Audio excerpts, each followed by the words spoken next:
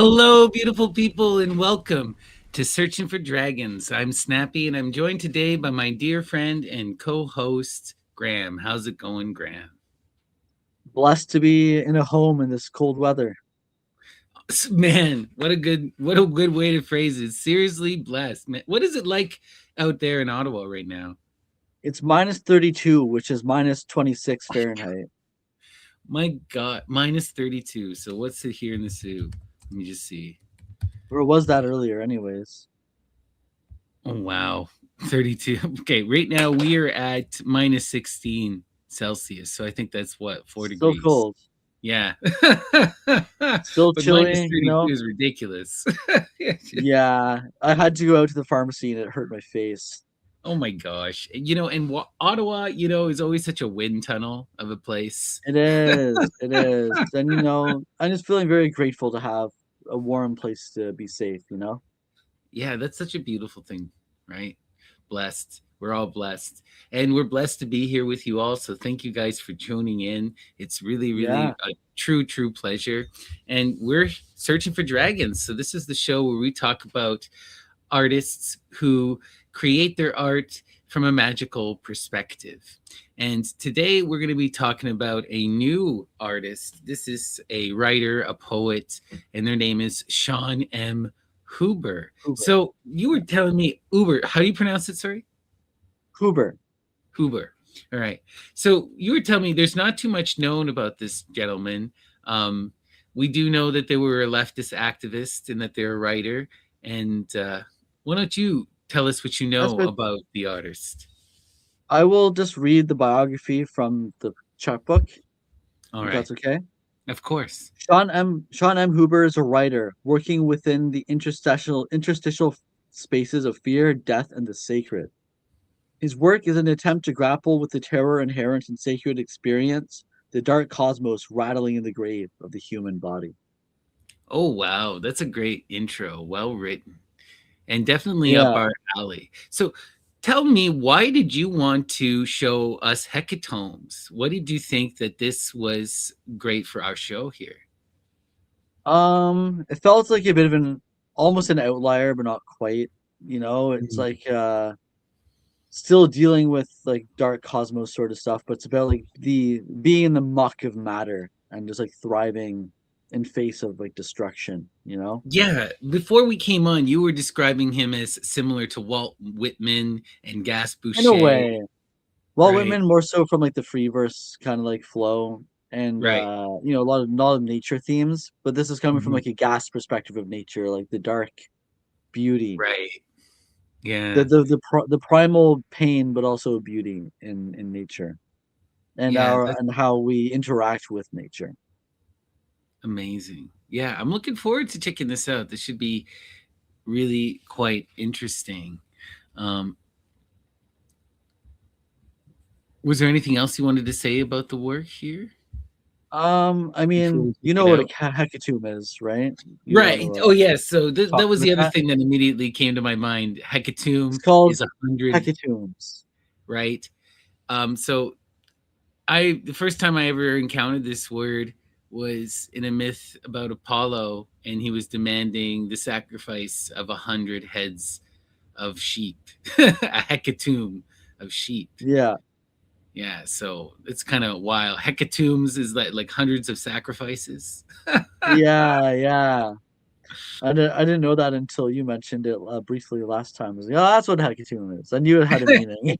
Right, right, right. Wild stuff. Interesting. Okay, so let's start this So out we're gonna with the we interview, right? exactly. So this So is an what was interview go ahead. conducted between Sean Huber and Martin Blad, who's one of the co-facilitators of Infinity Land. Right, and you got this from his novella, correct? Cicatrization, yeah, which was really dark. Reminded me of L'Autrement and like its brutality. Oh wow. Maybe a L'Autrement facade. gas. Definitely up Yeah. our alley. Are you sure this is an outlier for our show? Yeah, the more I think about it, it's not really an outlier. It's just presented in a way that we wouldn't normally look at it, I guess. Okay, interesting. So So let you want to, me if you want to read the stuff in gold, I'll read the, yeah. absolutely. All right, let's start. Could you please give me a short introduction to your authorship? When did you start to write, and what made you choose the medium of expression? I started writing in a committed way around 9 years ago. I've always been drawn to literature, and since I was young, I've been a voracious reader. When I was in high school and after I dropped out, I screamed in a punk band and would write lyrics for it. Around the same time, I was discovering poets like Allen Ginsberg and feeling electrified by the rage and alienation expressed in poems like Howl. This led me to write my own poems, but at the time I did not have any disciplined practice, and I did not develop one until I was in my early 20s. Tell me a bit about your disciplined practice. Do you write every day? Do you always have a text cycle in mind? Do you research certain concepts and topics, or do these images come to you instinctively as they rise from your unconscious? My writing practice for the past few years has waxed and waned in stages, but for the most part, I dedicate a few hours a day to writing. I largely have not planned text cycles, but rather my unconscious drives dictate what I am working on at the moment, and usually through editing, I find common drives and linkages between pieces. In the past, I have not researched, but rather have exercised whatever horror is birthed each day when I sit down to write. Currently, I am breaking that mold and have been writing very little, but researching a lot for a planned novel. Oh, that's wild. You mentioned Ginsberg as an early catalyst, but I don't sense that much beat poetry in your work. Are there any other writers or literary movements who have been of specific importance to you? George Bataille's. Um, Oh, sorry. I think yeah, this. I think we have to go two ahead because I confused the Okay. slides. Sorry. Right. Howell was very early influence, but you're correct. The beats overall have very little influence on my current writing preoccupations. There are a few huge names who have shaped what I am attempting to do in my writing and have opened my eyes to what language can do. The three names that have dominated my writing are Pierre Guillotin and his novel Eden, Eden, Eden, Blake Butler, and Cormac McCarthy. McCarthy is an especially dominant obsession and, in my opinion, the greatest novelist of all time. All of these writers have the ability to churn brutality into hallucination, and for their work, I'm eternally grateful. There are a ton of other writers who have been very influential. A few of those being Annie Proulx, Georges Bataille, E.M. Kiorian, Jim Harrison, Kathy Ecker, Cassandra Troyan, and Dennis Cooper. Oh, interesting. You ever read any Cormac McCarthy? I'm I've only aware, but read I've The not Road. read. I've only read The Road, and it was just like such a stark Yeah, and he did do brutal the road. That read. was brutal. Very, very, very, very minimal writing. I don't know. It haunted me for a while after, For few sure. books that hit me that hard. Yeah. Definitely. Let's go And one George slide back. Bataille. And George Bataille is just. This is where we talk about Bataille. Speaking of Bataille, let's see. George Bataille speaks about the sacred terror, the annihilating ecstasy of horror, as an atheological mystic experience, to embrace life up to the moment of death. Your religious impulse and longing for lost gods sound similar. Has Bataille's work meant anything to you on a philosophical or theological level? Bataille is extremely important to me, as reading his work was an affirmation of feelings I long had about the tie between terror and mystic exaltation. His work on sacrifice is currently shaping much of the thought going into what I hope to be a future novel.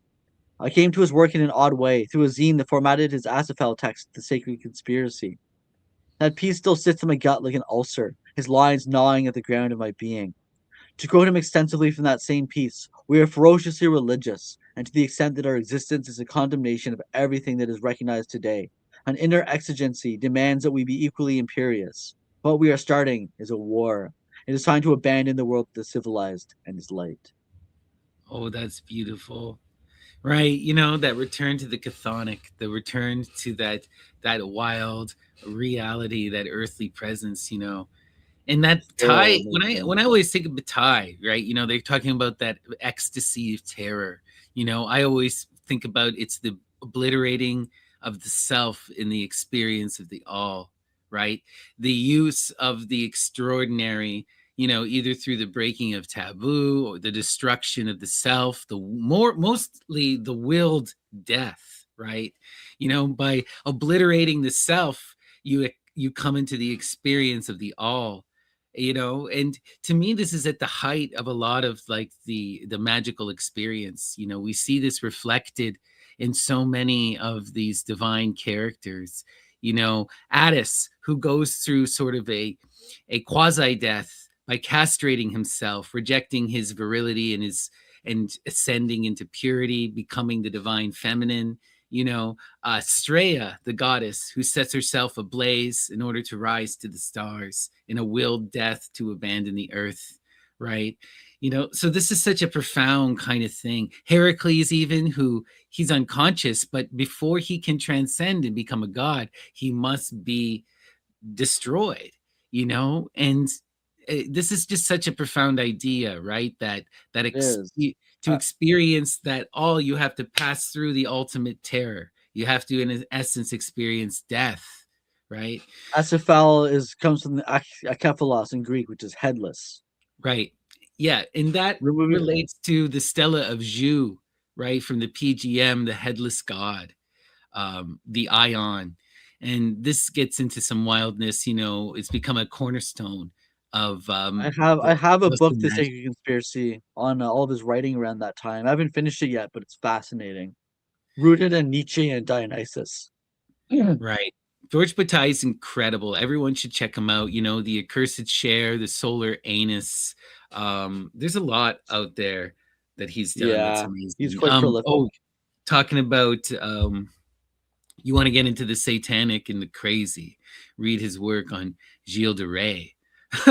Oh wow, I didn't know he Yeah, had one. I'll have to look into that. yeah, so yeah, also, of course, like you said, Asaphael and the Sacred Conspiracy, which also Huber um, references here. So that's Yeah, wild. Cool let's stuff. George let's go Bataille ahead. is great. Yeah, let's go one more. Here we go. Throughout the book and in other writings, there is a strong connection to nature. Nature as a cruel demiurge, a cosmic slaughterhouse, and the only way to endure it is to lose yourself and take part in its game of massacre. Could you please share some light on this preoccupation? As are there any philosophical or even religious convictions? I would say that I lack any formal religious convictions, but nonetheless feel a strong religious impulse. We live in a culture that has long ago buried the gods that lived in the earth and replaced them with an annihilating blankness.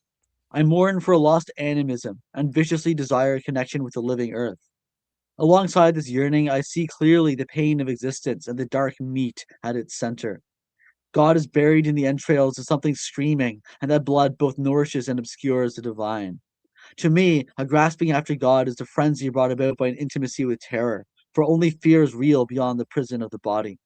To paraphrase the anti civilization journal Bedan, I do not worship nature, but the blackness nature springs from. The blackness nature springs from. That is Cosmogonic the most, arrows, right? yeah, Hecate, really. Hecate, really. Cosmogonic Eros is that Yeah, true. force that is ripped apart, that becomes the unfolding of. So I would say arrow, right? Think about it from this perspective of Aphrodite, right? Right, Aphrodite's child is Eros. So what is Aphrodite? Aphrodite is Hecate. This is the gap in our consciousness, the chaos right, that we cannot understand, the infinite black. And it's hidden in that unexpressible, ununderstandable, that the light comes forth, right? So that right. is, right. And that's what they're talking about here, the blackness from which nature springs from. That's Nyx, that's Hecate, that's Aphrodite Urania, right? Something The from nothing. It's not nothing. It's chaos. It's Yeah, the yeah, chaos. Order. incomprehensible other, right? Yeah, Because in this Greek conception, it's not like we come from nothing. We just come from that which we no. cannot understand, Well said. Well said. right? Blackness is a good way to phrase it rather than nothing, you know? Yeah, you're right. Nothing's a bit reductionist and not quite on the mark. That gets us into It's weird not on the Catholic mark. theology like ex nihilo and Yeah, order wide KO and stuff. Yeah. right, we don't see that. We don't see that. Instead, we see this cycle, No. right? So there's a return Yes. to the black, and then there's a coming back out of the black, you know? And so the black is something, right? It's True. just Yeah. the absence of our understanding, though. We can't perceive Right. it. We can't engage it, right? Well said. It's everywhere and nowhere, right? Love it. Love it. Well said. Well said. Thanks for correcting me. Yeah, no, no, I don't mean to be in that No, corrective. no, yeah, we're all going for accuracy here. I Yeah. misunderstood it a little bit. Cosmogonic Eros is amazing though, right? That's that madness that calls the descent and that causes the Right, rise, right? This is the beast energy, right? So, when you're talking about Phanes, the divine child, right? What causes him to rip himself apart and to experience the other? It's Eros, right? It's right, that desire, right? And then when you go to Attis, what calls him to castrate himself in order to return?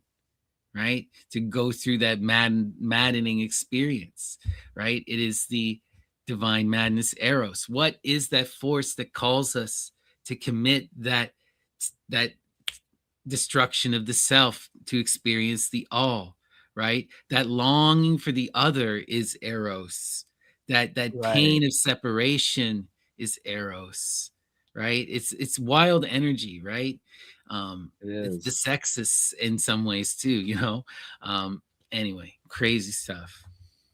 Let's crazy. continue. Sure.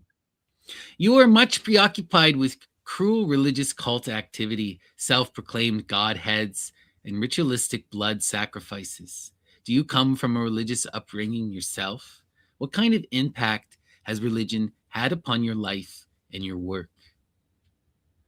I was brought up Catholic, and the iconography of suffering permeates my thought and notion of the divine. I'm drawn away from any kind of monotheism, but I still see suffering and the grappling with suffering to be the main pull of religious feeling.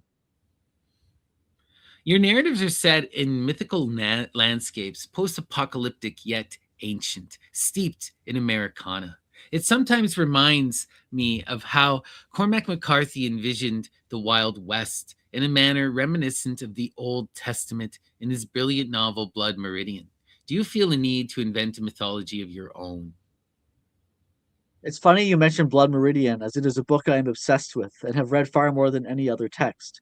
I've never considered whether I am attempting to invent a mythology, as I do not think I have historically been extremely deliberate about what I write.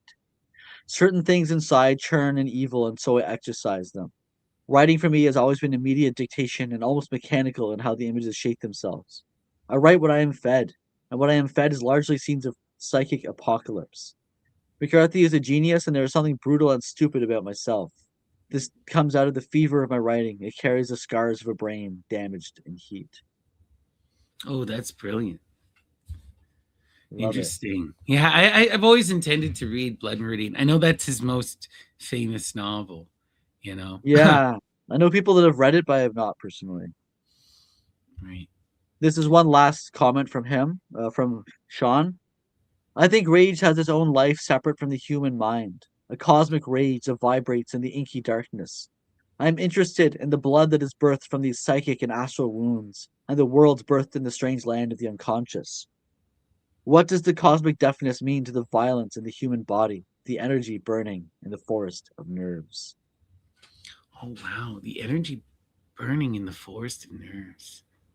Yeah, he really is into that experiential, that experience of the suffering, the experience of life, and pushing it to its extremes, right? Like Bataille, you know. And how do you do that stand in for writing? This also, reading about this, we're going to see if this appears in his work, and I imagine it does if you're if you're selecting him. But this seems very Dionysian in that theatrical sense, right, where it is about calling you into the abyss, so you can experience the terror and that feeling of destruction as sort of a as an image, as a stand-in, you know, Right. as an Well, idol. I'll let you be the judge of All right, that. yeah, let's get Let's into it, dive please. in. There's Yeah, 18 poems. We'll read them all. beautiful. Birth. An old stone kiln abandoned to the wood's dense growth collects the charred bark of old fires and the small bones of animals like an ancient crematorium. It is spring, and the flesh wastes towards Easter and its resurrection. In the bright green grass, the heavy womb heaves its dark blood, blazing in the hot blades of the new sun. Oh wow, an old stone kiln. Abandoned in the woods. That's such an interesting image to me because it immediately connects to the hearth, right? Which is Hestia, the first and last, right? And the like, my chosen goddess. And that's just such heavy energy, right? Collects the charred bark of old fires and the small bones of animals like an ancient crematorium. Often those hearths were ancient crematoriums, right? And you would have the bones of your ancestors strewn about the hearth. You'd bake your bread where you burned your dead, you know. Beautiful, beautiful. It is spring and the flesh wastes towards Easter and its resurrection, right? We have that cyclic transformation, you know, and that death, right? The Easter is the sacrifice of the Christ, you know. In the Yeah, bright green exactly. grass, its heavy womb heaves its dark blood, right? I always think, when I think of the grass, I always think of Persephone, but Persephone in that image as the chloro, right? Are you familiar with this word, the Greek word chloro? No, I'm not. So this is a really Illuminate me. an important magical word and something that you'll see in a lot of interesting places. Like, for example, it's the color they use to describe death in Revelation. Chloro Cool. is the combination of yellow and green, and it is Oh, described in the text like, as the first shoots of spring or the rotting green on meat. So it is the oh death, wow, it is the decay of death, or it is the bursting forth of new life at the same time, right? cool. I So love this that. Persephone energy is really just heavy here, right? In the bright green grass, the heavy womb that leaves its dark blood, Blazing in the hot blades of the new sun. So evocative. right? And from that death of the Christ, we now have the birth of the new sun, right? And he's recognizing here that this is a solar myth, right? Taking us back into that Dionysus, Attis, Adonis, all of these dying and rising suns, Yeah, yeah. right? This is a really great poem. Wow. So it's a great way to hit the ground running, right? Yeah, what's your perspective on this? Um, this one, it reminds me a bit of a lyric from a band that I like called Night Air. The new sun will know me. The sun will know me by my new name when it comes back. And it's Oh just like wow. recognizing the transformation. There's been a transformation, In the moving forward cycles, from like stagnation and being illuminated by the sun right? and And with reconnecting birth, with the sun. there's the implication of death, right? Exactly. Life is Love it. always someone else's death. Always. We continue. Let's keep going. Madness. In the woods, a pale odor, spring, rot, and fresh blooming. The peepers trill their choral madness, boiling the brain in the tomb of the skull. Trees line the far bank, boiling white against the lead sky. The wind screams and rages against the pale bones of the trees. Bare branches clash, the wind howls, a vulture cuts the air, speeding on the racing current, hissing its death spiral towards earth. The muzzled sun cuts the river's violence, the water buckling and boiling over the rocks and gouged shore, eroding the black stones like time. Oh man. Wow. In the woods, a pale odor, spring rot and fresh blooming. Just like what you were Again, saying. we have Yeah. that duality, but now we're seeing it through the nose gnosis. I just saw my buddy Scobie in the chat, so that's a shout out to Scobie. Everyone, go support Scobie, check out their work, and you'll get your nose gnosis. Those with the snouts to sniff, right? Right. Those with the nose to sniff will find the truth of the goddess Persephone, right? But it's beautiful, right? You're seeing that duality of the magic of spring, right? In the smell, right? And it was just Yes. wild, right? Peepers trill their choral madness, boiling the brain in the tomb of the skull. I just love this, right? That It's that grim. right? But that cry of spring, you know, leads to this madness that's rattling in our brain. But it's also, you ever been like in the middle of a field and you're just hearing that din? You're just like Yeah, stuck in it. Or like totally, totally. trying to sleep while you're camping sometimes, you know? Yeah, the music of the world comes to life. Right, right. But there's something about it when it's natural, you know? It's a bit different if it's that din Yeah. of cars, you know? Yeah, that's no good. Just Right, white noise. It's not like beautiful connecting, right. beautiful but terrifying kind of force of nature. And then I love this image too, the trees line the far bank boiling white. You know, where I live, we have all these birch trees everywhere. So Oh, I've seen nice. this kind of image before where, you're standing on a hill, you're looking down and the sun's coming up at you and you just see the whiteness of the trees, especially in the winter, reflecting off the snow. Wow, It's beautiful. it's a beautiful thing. Yeah. And the lead sky, I mean, that's a classic kind of line I've seen many a time, but it's that Yeah. lead gray, right? We can see all of this white lead gray of a cold winter on full display, you know? Yeah, Like I can even tell the trees he's speaking of without him referencing it, you know? That's exactly. Yeah. very precise, well-written prose, you know? For The wind sure. screams and rages against the pale bones of the trees. The pale bones, they're stripped of their bark, they're pale and boned, So it could be any tree actually, but still. But still, I like to Yeah, think there. I thought I got the image of birch trees when I read it, but right. Bare branches clash, the wind howls, a vulture cuts the air, right? Now we have that force of death cutting through the air itself, right? That vulture is kissing such its a death primal, spiral though towards Earth, the right? death of death. Right? The death spiral towards Earth, the death of death. And it's interesting with that spiral iconography, one of the things with the spiral is that for some reason, the ancient Greeks thought that the throat of the vulture was a spiral. They had all these weird ideas about them and that they gave birth spontaneously and that they were all feminine, and Oh, that they interesting. they were the most clean and sacred of animals because they only consumed um, things that weren't Dead like things. Yeah, only dead things and no other birds, you know. So there's this really interesting thing about them, right?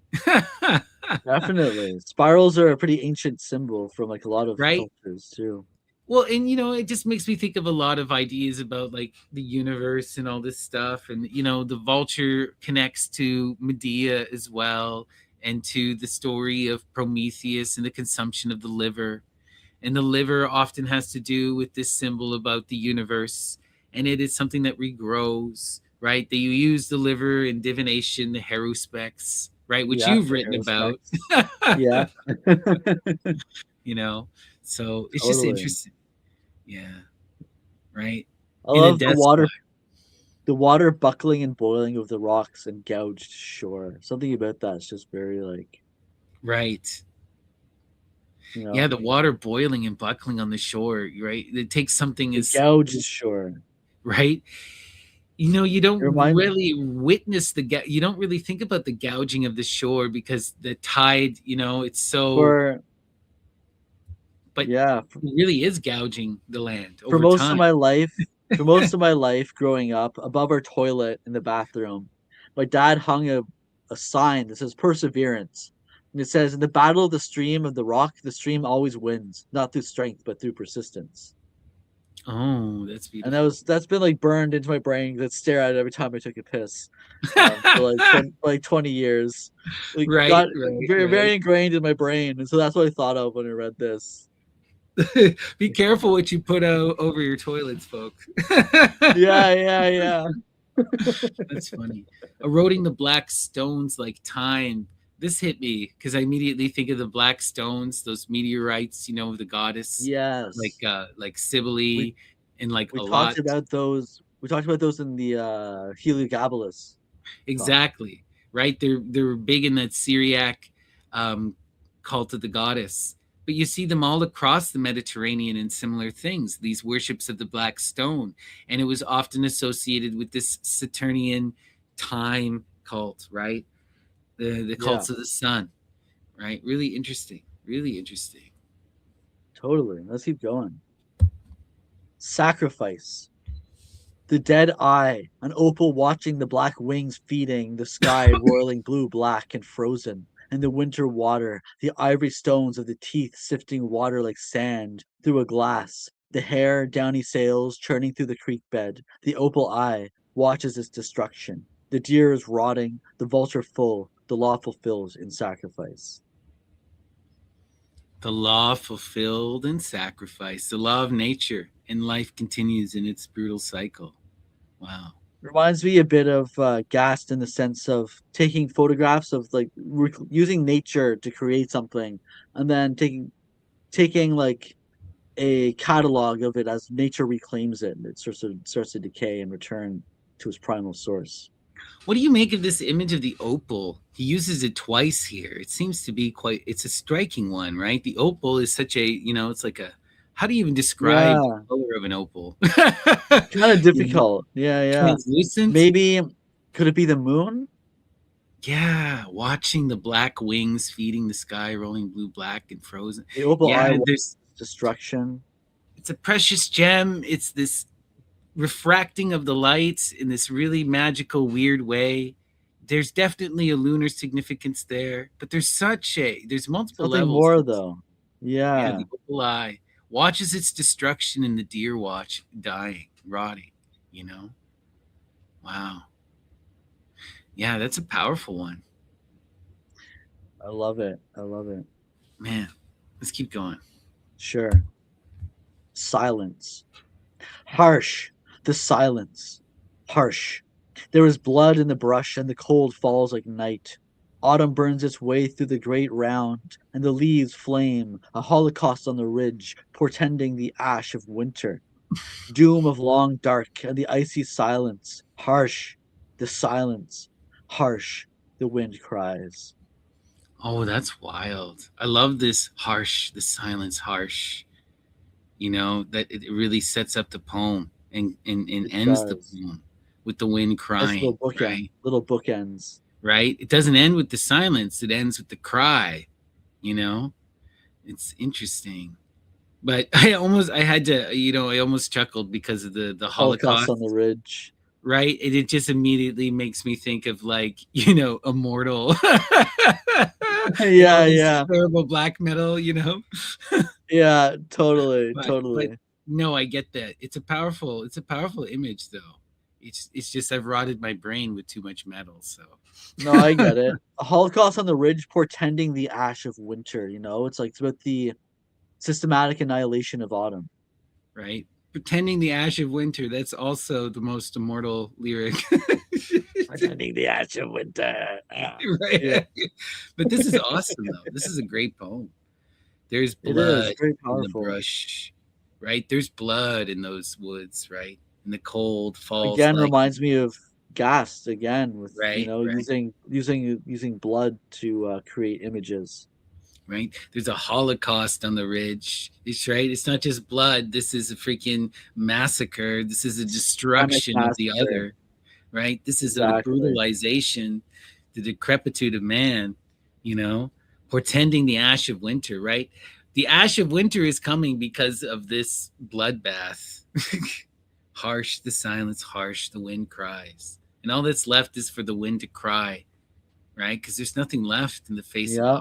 Holocaust. I not to promote myself too much, but in one of my old bands, I had a line that's a silent forest now stands, and the earth continues to turn. You know, Yeah, that's awesome, right? one of my Silent favorite Force lines. now stands. What's that from, Graham?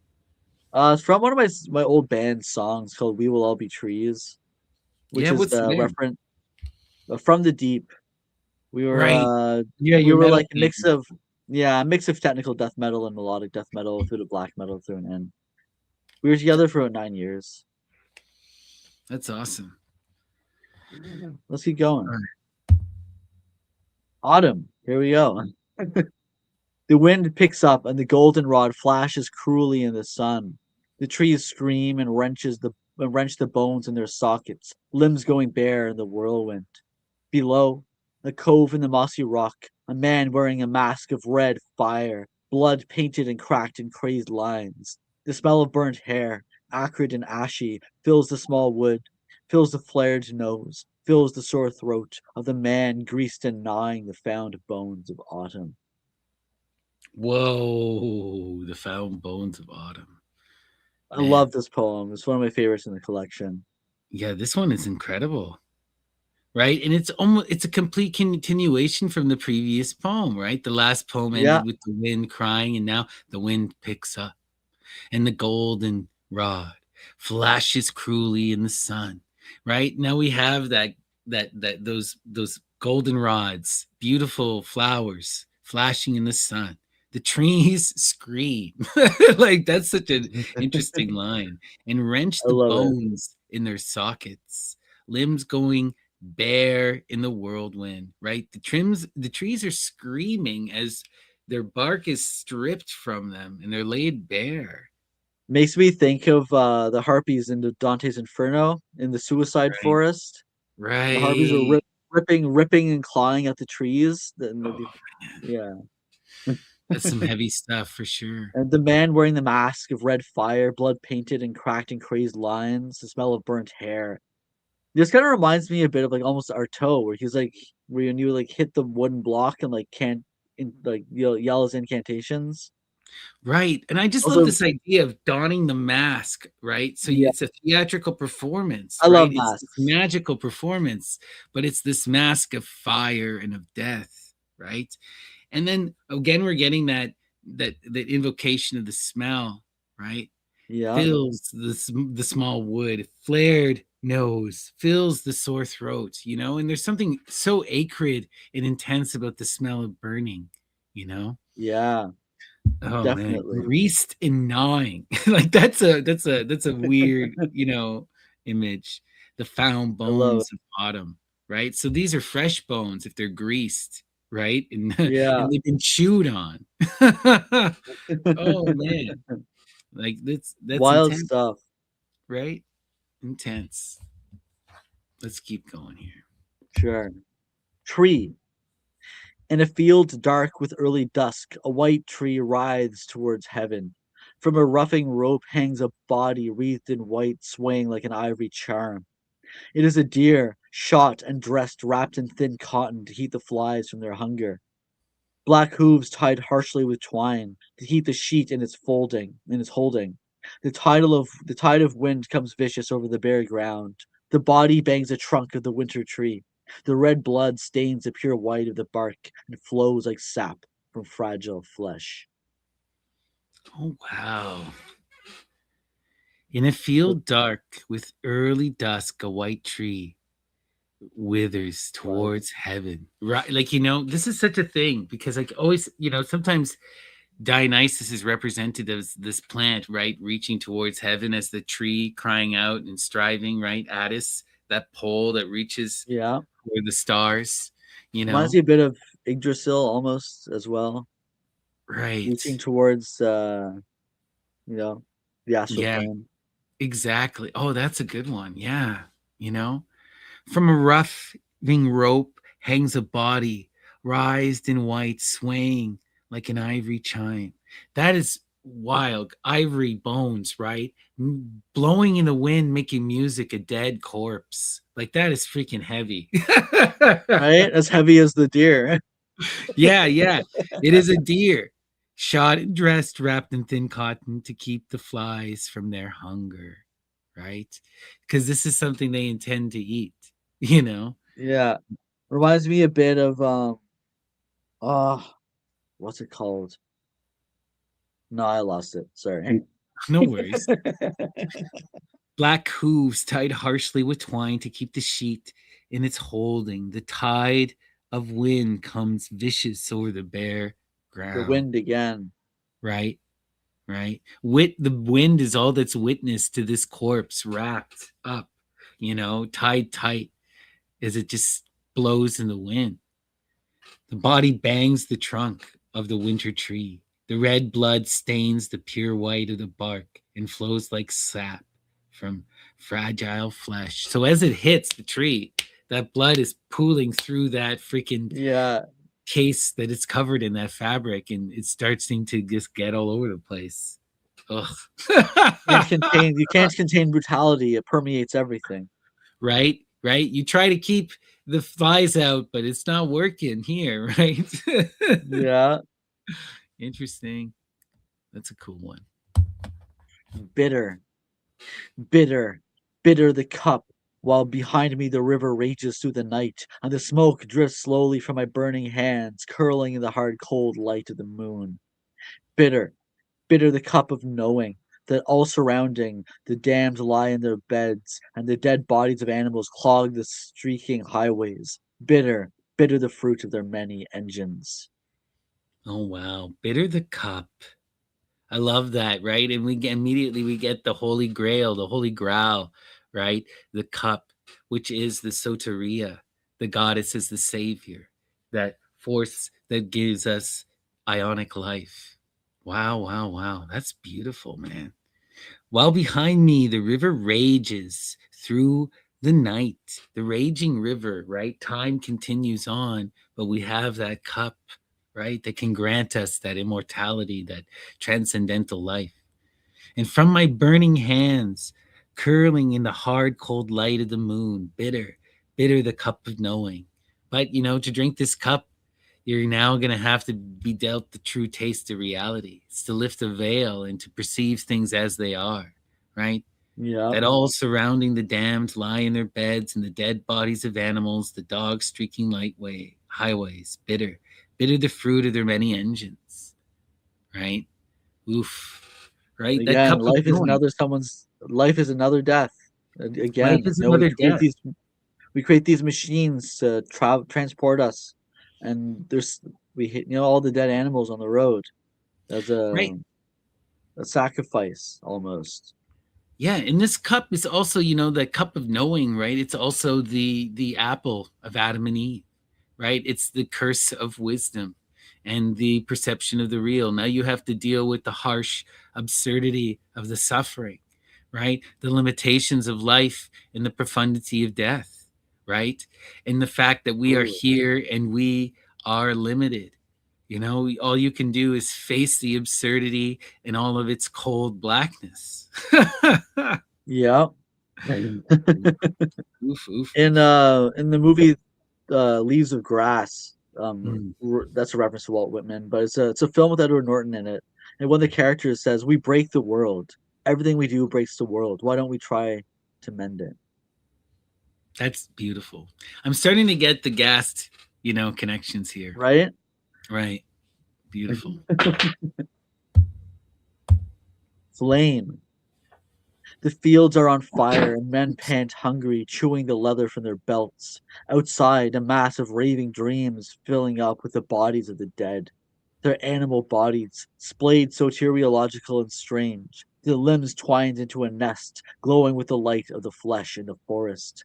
Two children scried the future, and the carcass of a deer, enshadowed by the boles of trees tending their dark garden in the hills. A madness catching, spreading, contagious in tongues, deranged and Pentecostal, speaking the future of a common blood.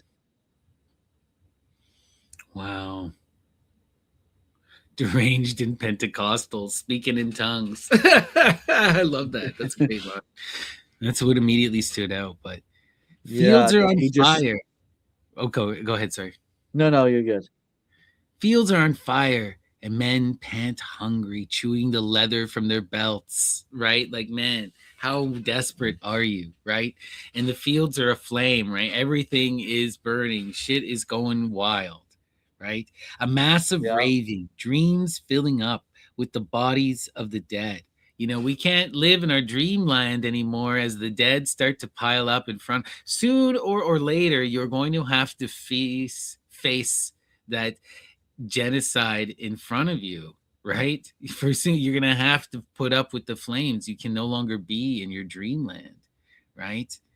right, Their animal right. bodies splayed, soteriological and strange. Their limbs twined into a nest, glowing with the light of flesh.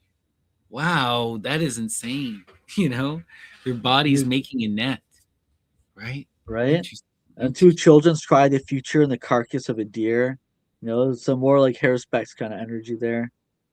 Right? And it's like this something in this death is going to lead to their salvation. you know, right? It's Future like, of a common blood. well, it makes me think again of that Bataille type stuff, right? The desecration of the other, right? One part of that left hand, we have in that left hand path magic, there is the obliteration of the self, right? But there's also the desecration, the committing of the taboo, the brutalization of life, the ripping apart, that titanic path, the ripping apart of the other in order to experience that desecration of the accursed share, right? Yeah, Heavy shit. definitely, definitely. I love it. But you know glowing with the light of flesh in the forest, two children scry the future, magical twins engaged in that Mm, generation of the future, in the carcass of a deer, right? In the dead, in the carcass, they're scrying the future, right? Dianic magic, hecatic magic. Like, this is crazy. Enshadowed by the boles of trees, tending their dark garden in the hills, a madness catching, spreading contagious in tongues. Wow, right? It's like these youth seeing the future in the death, right? Then inspiring other people in this madness of tongues, deranged and Pentecostal, speaking the future of a common blood. Like, this is such a wild one. you know? Like, man, we're seeing this return to a chthonic madness, to a perception of the death, right? In this mystical image of the children, right? Which represents that next generation, the future, the youth, that wild virginal energy too, that potential of life, right? yeah. The future of a common blood makes me think of like the hearth again with like the Right. flame. In the future again of our common future, right? These children Exactly. That's represent our why I'm thinking. shared destiny, our shared reality. It's all about Exactly. that. Does life continue through these cycles of death? You know, and this is a huge thing for a lot of us in this moment, feeling this intensity, right? Are we gonna be able to overcome our hubris? Can we work towards healing the earth? Or are we going to blot Will we ourselves out and be will we replaced by something else in nature? will we bleed together or against, or from each other? Right? I asked Gasp that question. I remember him. He's like, what do you think? It's like, and he goes, that's the question, right? He goes, does humanity manage to persist, or is it obliterated? But nature will find a way to continue, you know? It will. Oof. Let's continue. Powerful stuff. The West. Out from the west derives the funeral spring, the yellow screaming and the daily terrors to soak the night sheets. Each tree budding in blood and the hot sap running, and the fresh dying in the new land, and the fresh growing in the old, in the wind. The flowers blur their color, a wild fire spreading. Oh, wow. Right. Out of What do the you think of this? west arrives the funeral spring. Again, that duality, right? The death in the spring. Out of the west comes that new life, the yellow screaming, and the daily terrors to soak the night sheets, each tree budding in blood and the hot sap running, and the fresh dying in the new land and the fresh growing in the old in the wind, the flowers blur. Yeah, this is that Dionysian Persephone magic of spring, right? That Well, yet bursting of new again, life. That is a we've been horror, seeing right? It's that horror that struggles it to come is. out of the cold and to break free, to come We've been into some seeing a kind bit. of. Sorry. Go ahead. I was saying we're seeing like a cycle. Like it started with like spring, and then went to autumn and winter, and now we're in spring again. Right, right. And we went from east to west. It's Sorry, I interesting. cut you off. But No, no, no, that's okay. You made a great point. okay. Yeah, let's keep going. Damn. Solitary towers of ruination, hard iron on the skyline. Birds come to perch to scavenge the fish broken by the dam. Tall walls of grief, and the woods behind containing a darkness inchoate. And the trees of vultures spread a blackness and cry the morning hour, their wings stretched wide to mime the terror of God. Whoa. Again, the vultures, eh? Yeah, Solitary that's a towers recurring of theme. ruination. Hard iron on the skyline. Right now, now the trees are solitary towers of ruination. Right, stripped And bare. yet and yet they help the birds to scavenge because the fish are broken by the dam, right? They're trapped Right, and brought right, low so they can be feasted upon. yeah. Kind of They just like still kinda like serve a one of the purpose. ways that our society and civilization indirectly influences nature, right? Yeah, it's wild. To mime the terror of God. I love that line. It's so good. Right, right. I am that profound force above you who can obliterate you. Yeah. Oof. Reminds me, I Become Death, Destroyer of Worlds, right? It has that kind Right, of vibe.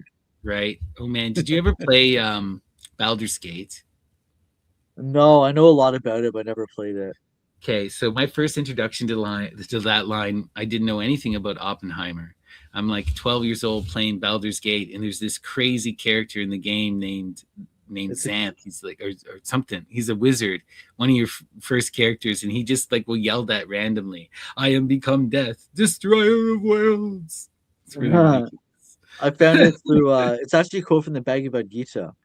Right, So right. I I remember learned that. I took a world religions class in grade 12, and yeah, I remember that's where I came across it. And then I saw the Oppenheimer, and I was like, oh, that's cool.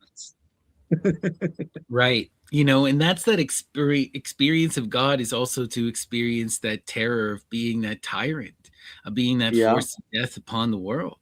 The Right. sublime And is a mingling of awe and terror.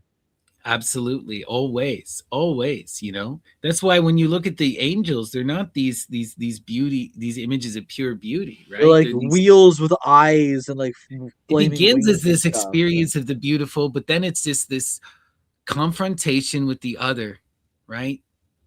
And all of those descriptions are attempts to explain that which cannot be fully comprehended, within the limited Exactly. vocabulary of the I individual. can't say what I saw, but I'll try.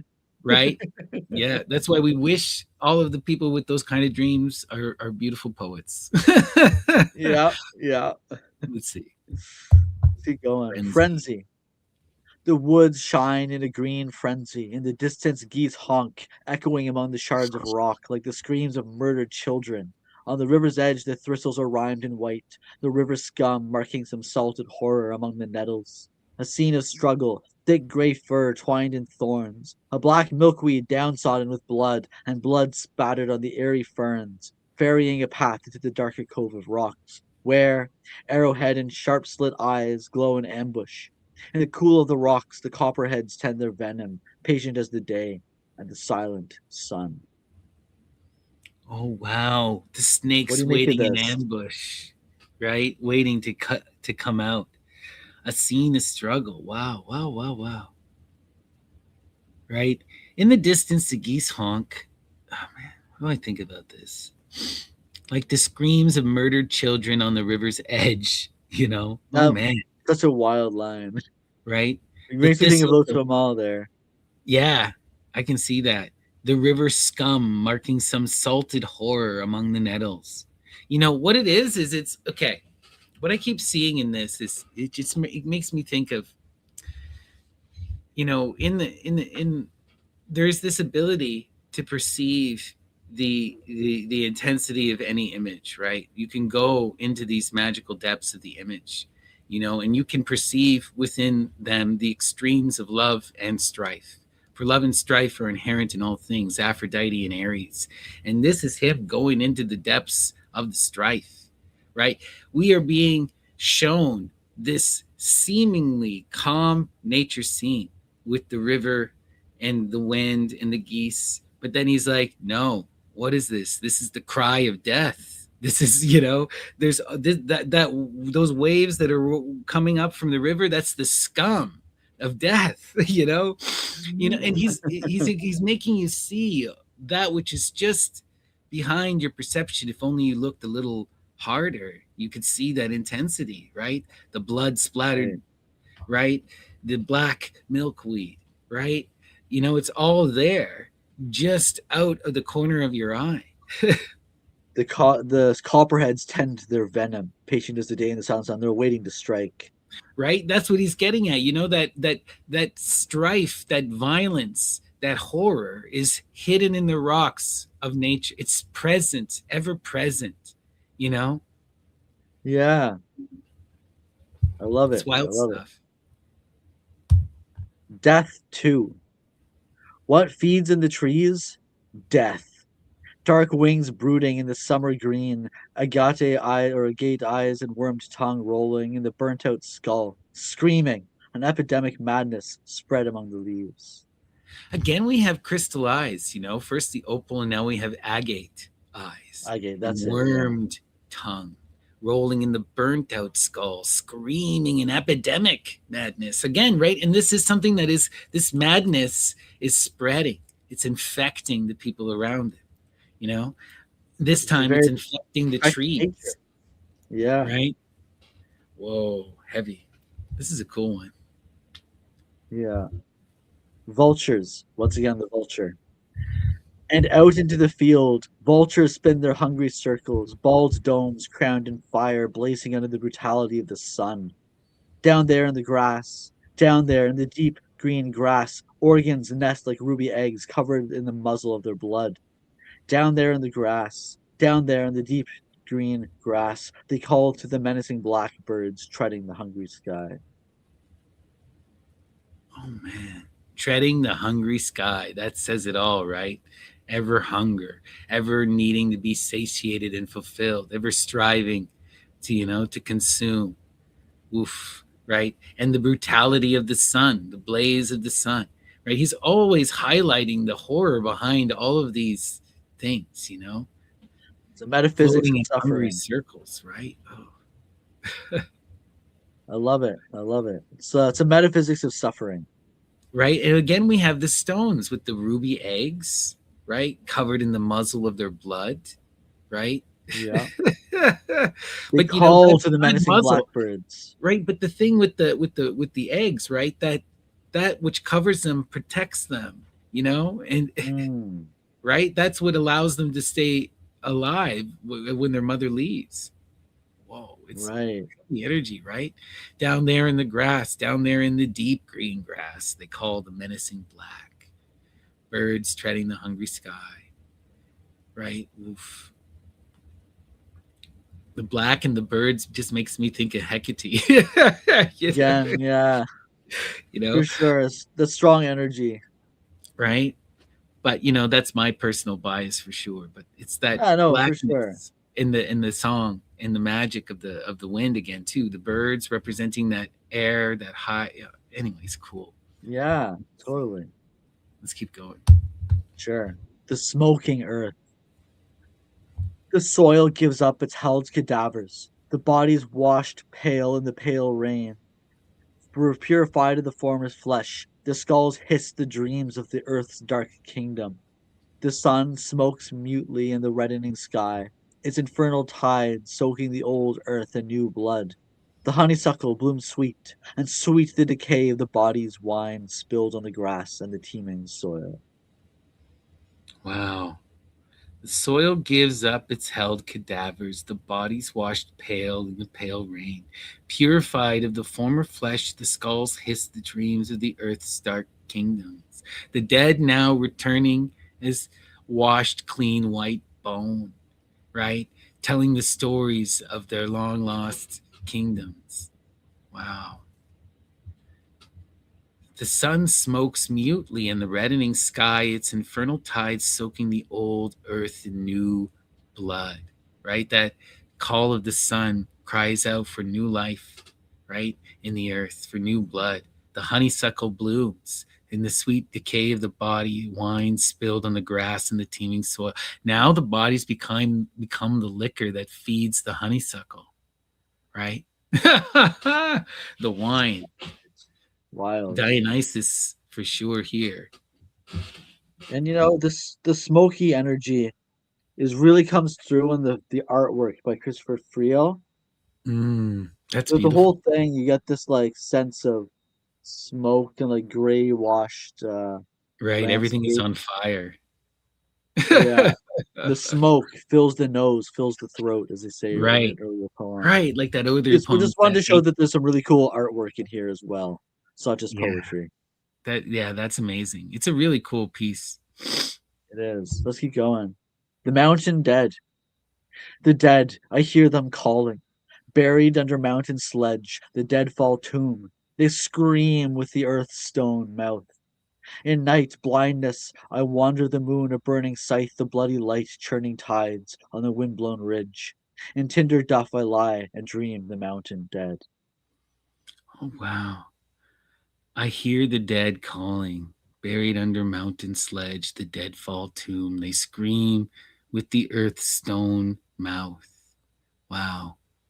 Under the stone in the death. Oh man. That's interesting. The moon, a burning scythe. I love that. It's like a Right? crescent I moon, I wandered the guess. moon, a burning scythe. Yeah. Right? As I wandered, you're seeing that changing in the cycles of the moon, the bloody light, churning tides on the wind-blown ridge, right? That's what the moon does. It churns the tides. I tinder duff, I lie and dream the mountain dead. Wow. Interesting. Through that Don't know inner what. world, we connect to the dead. We connect to the earth. Yes, yes. Eclipse. The sun burned high at noon, and the grass ran in the wind, an inferno of green movement. At one, the sky grew utter black. The moon swallowed the sun, and vultures swam in the midnight current, the glint of their wings occulted in the sudden rush. The infernal blades of the tall grass hid something infinitely darker, a glossy drop of wing and feather, obsidian stone pearled in blood and blood matted in the broken jaw, a dead crow swallowing the light of the buried sun. Oh man. The sun burned high at noon, and the grass ran in the wind, in an inferno of green movement, right? This makes me think of, again, Bataille and this imagery of the solar anus. You know, the sun in its most creative manifests that too much, manifests that abundance that then becomes that overabundance, right? That waste that becomes all filth and decay, you know?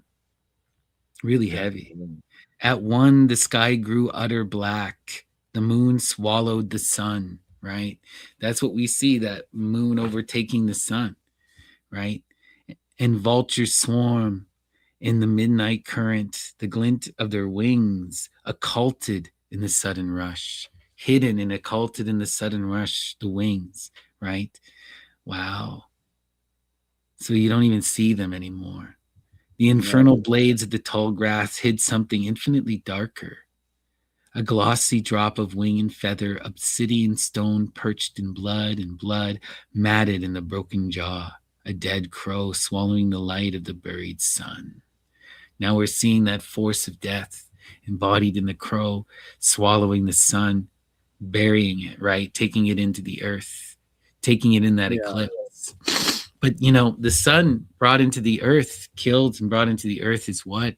This is Persephone. This is Dionysus. This is the force of spring. It'll burst out of that earth in the fresh fruits, right? In that beautiful Right. coming love, life of the chloro, right? Really wild Totally. image. It's so I love it. interesting. Okay. Wind. When the wind bends the bamboo, my blood runs cold. In 1978, in the flatlands of Illinois, bodies are pulled from a crawl space. I exhale the smoke twirls in a circle above the crown of my head, and I watch the spirits dance. In the dark of the horizon, the ghost light shines, and I hear the sky's hidden drum. The rain comes, the black stones washed clean. Wow. When the wind bends the bamboo, my blood runs cold, right? We're witnessing the full force of that wind, and you're seeing the grasses, the bamboo just have to go with it, right? And it takes them back to this fearful moment of all these bodies pulled out of a crawl space, right? And then when he exhales, he gets these twirls of the circles of the smoke, right? Where he watches the spirits dance. Again, we have that smoke, so much prevalent smoke imagery, right? Yeah, it's Interesting. interesting. Yeah. In the A dark. ghost Oh, light. go Sorry, I ahead. was going to read that same line. You can go Go for ahead. it. No, you do it. In the dark of the horizon, a ghost light shines, and you hear the sky's hidden drum. What do you make Right. of that? In the dark of the horizon, a ghost light shines, right? A ghost light, again, ghost light makes me think of Hecate, the light hidden in the darkness, right? That life that comes out of the black, that gives birth to spring, that hidden sun in the earth, in the dark. It appears dead, but death is only an illusion. It's a transformation, right? We've gone into the Is tomb of the earth only to be reborn, right? And would this? Do you think the sky's hidden drum is thunder? yeah, it's definitely that thunder energy, and it also makes me think of, like, the spirits, the Kurites banging on their drum. We see this Right. image in several different myths, right? They have to protect the infant child Dionysus. They have to protect the infant child Zeus. And you bang those drums of thunder to hide where the infant is hidden, and so that he can grow up, and come into his own before those gods come to get him. But there's also Right. definitely Right. that thunder image for sure. I just, me and the myths. That's where my No, it's mind goes. perfect. I knew you would get something out of it, so I wanted to pick your brain. Right. And we come back to the black stones again, right? The eidolon of Cybele, right? The This idols time of they're washed time, clean. Alut, right? And they're washed clean by the rains, right? That cycle washes the blood off of the stones of time, and the stones remain. Oof, oof, I oof. love it. Let's keep going. I think this is the last Yeah, this is our last one. poem. The last one. Red, the rotting on the vine. Red, the flinty terror. Red, in the mists of fear, infecting sleep with dreams of evil. The land, it eats in red, jaws grinding bone in time. Red, the blood, it's seething. Oh, wow. That's beautiful, Red jaws grinding bone in time. This makes me think of Chronos, so yes. But right? Well, red is the primordial color, it's that right, primal spark. The fire is the first, you know. Hestia is the first and the last. Hecate is the first and the last, right? It's that light, always that spark, the far shooting power of that sun. That's what is that force, the red. It begins right, with the red goddess, you know?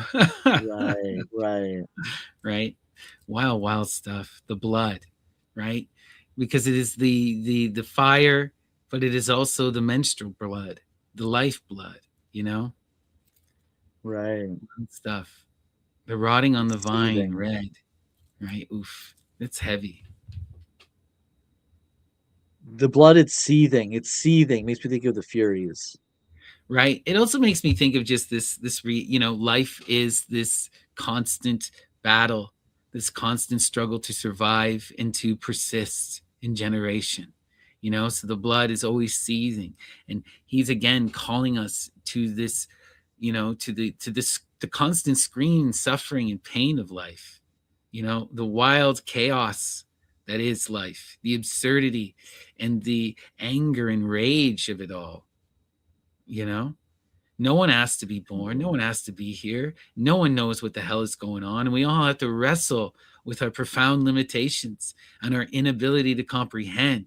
We exist in this freaking dark cave with a flashlight, and all we and we can barely figure out what's going on. If we're lucky, we got some books written by the previous guys who held the flashlight that can help us figure out what the fuck we're looking at. you know, Right? right? So this is our reality, and it's a wild, crazed reality. That doesn't mean there isn't beauty there, but that's not what these poems are about. No. Right. It's about thriving in the midst of the chaos and the darkness and the muck. That Within life rot, continuing, the struggle even in rot, is life thrives. right. That duality of spring, the chloro. I see that energy, that smell of death and spring, the rot of decay, and the bird. You know that mustiness. That, what do they call it? The Yeah. petrichor. Petrichor. Petrichor, yeah. Smell of That's the the earth. energy of this whole book. Smoke and petrichor. Yeah, yeah, I see that. You know, but that was a great, great read, man. This Thanks for guy coming Sean along for the Hooper ride. is a real, yeah. I'm giving it, yeah, dragon energy for sure. As soon Love as it, they love it. got it, I was like, one day we'll talk about this. And the time finally came. And what was their? They, you said they also had a novella, Yeah, he has a lot of publications, but another one with two of them also with Infinity Land Press, Sacra, which I haven't read, and Cicatrization, which was like super dark. Like I was reading it, I was like, holy crap. what's that This is like about? just saw those from all kind of vibes. I couldn't really adequately tell you. It's kind of like a post-apocalyptic hallucination. Right, right. It's more about the poetry and the mystical imagery, Yeah, it's in the presented in like feeling. weird free verse prose kind of stuff. Oh, Again, beautiful. it's exploring the sacred in the terror in the Interesting. sacred rather. Well, that was such. Can you show everyone your copy of the book again? Because this was Yeah, such a it's cool, beautiful. really amazing, incredible photography. Who is the photographer again? Chris Friel. Chris Show Friel. you. Infinity Land Yeah, Press always makes such amazing works. You know, we're real big beautiful, fans. beautiful quality. I like this one a Yeah, lot. you can The guys gray, can. the pale, and the Oh, that's a gray. great one. Yeah, amazing. And you guys can check out this incredible book over here on Infinity Land Press. You know, it's not a very expensive book, you know, for Not the really, because it's a smaller book, so they don't. A right. lot of this stuff like these garish hardcovers that cost more to print. You know, that's what I'm used to with this kind of magical writing is you get these, you know, nowadays these book publishers, they want to turn the book into this high piece of art to justify the price, you know, so you get these massive tomes that weigh like 50 pounds and Yeah. With Infinity Land Press though, I have 20 of their publications and I love every single one of them. right. A lot 8 of those are Cho related. Yeah, that's why we keep going back to them mostly. They're They my do an favorite incredible publishing concept work. house. Their slogan is a quote by Yukio Mishima. True beauty is something that robs, overpowers, and finally destroys. Oh, that's beautiful. True beauty indeed. Amazing. Well, this was so much fun, Graham. Um, what do you have planned next for Searching for Dragons? Have you been working on any texts you want to tell our audience? Wow. I'm still working on the Arto book. That's going to be a longer project, but I'm also working on Magic Art by André Breton. It was That'll one be of so his. wild. It's gonna be crazy. I'm still in the introduction, but it's one of his last writings. This is the first English translation through Fulgur Press, and it is a huge book. It's like as big as my torso. I was going to say, speaking of occulted tomes, no one does There occulted are a lot. tomes quite like Fulgur, right? Yeah, it's a massive book, and it's sort of But like it warrants such a thing because Andre Breton, right, for those who don't know, was the founder of the the Surrealist movement, surrealist moment. an incredible painter and artist, as well as an occult magician. And this is sort of one of his quintessential works. So this is really, really cool. It's gonna be great. It's very much presents not a he's not trying to present a unified definition of what magic art is. It's like a constant. He interviews all these other people. It's like a constellation of voices kind of coming together in like a song almost. Oh, that's wonderful. So it's not just him. It's this kind of this greater perspective that he's reaching. Yeah, there's a section in it called the Enquiry where he reached out to like 100 different sociologists and artists and asked them what do they think magic art is. So he asked Heidegger, Georges Bataille, Roger Caillois, who was a member of ASFL, and like a few other people as well. It's a crazy book. I don't have it on me right now, but it's a massive tome. It's a work of art, and hopefully we got something cool out of it. Oh, I'm sure that we will. I'm sure that we will. I'm looking so forward to that. That's amazing. Also, Graham, do you have any new art or anything you want to promote or talk about from your creative work. Yeah, so I promoted this on Wednesday. We were talking, but I have my omnibus. Right. This is It's called incredible, right? How many it's called pages again? 740. It's called A Cruel Womb, and it's 22 of my poetry collections compiled into one volume with artwork to separate each section. Beautiful. Um, Took me a while to put together. I'm pretty stoked on it, to be honest. Your Bit magnum more than opus. my magnum opus. Yeah, it's all my writing except for two collections. Amazing. And So lots of yeah, poetry, prose, short fiction, you name it. a bit of everything. Yeah, mostly poetry, but some short fiction as well. Yeah, Right. and gonna promote Draconic Works again. These are our cool shirts. Yeah. The logo done And by our so, amazing friend Rachel. Really, really, yeah, really beautiful. Draconic Works is our publishing house dedicated to mythopoetic creation. Yeah. And it's a And new thing, but we're working on we're it. working on it. I would like to put another call out to people who want to contribute to our first anthology, a tribute to Dionysus, Songs of Divine Madness, dedication to the spirit of ecstasy. Right. So So go ahead. poetry, prose, essays, art, photography, we want it all. We Anything want it all. under that general umbrella. And while we were talking, well, Graham mentions Dionysus. We're talking about that spirit of ecstasy. So, any beautiful poet, any great artist can channel the spirit of ecstasy. You don't need to interpret that as Dionysus. No, We'll let no, it the doesn't. artist interpret it That was how the they spring. That was the springboard that's that's our yeah, into it. exact. I just want to, so it isn't necessarily a spiritual religious work.